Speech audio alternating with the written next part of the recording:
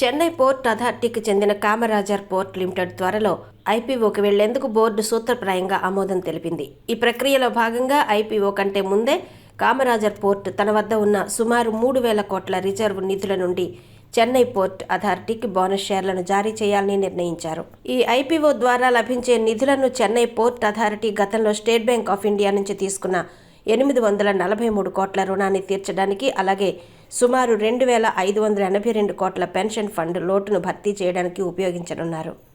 భారతదేశంలోని ప్రధాన ప్రభుత్వ రంగ ఓడరేవుల్లో కంపెనీల చట్టం కింద నమోదైన ఏకైక పోర్ట్ కామరాజర్ పోర్ట్ మాత్రమే కావడం విశేషం. ప్రస్తుతం దీనిలో చెన్నై పోర్ట్ అథారిటీకి 100% వాటా ఉంది. ఐపీఓ ద్వారా విక్రయించే షేర్ల పరిమాణం ఆయా సంస్థల విలువ, ప్రైస్ బ్యాండ్పై ఆధారపడి ఉంటుంది.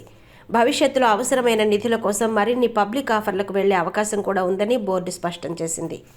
తమిళనాడు విద్యుత్ బోర్డు అవసరాల కోసం బొగ్గు రవాణా, చెన్నై నగరాల్లో కాలుష్యాన్ని తగ్గించే లక్ష్యంతో ప్రారంభమైన ఈ పోర్ట్ ప్రస్తుతం కంటైనర్లు, వాహనాలు, ఇతర వస్తువుల రవాణాకు ప్రధాన కేంద్రంగా మారింది.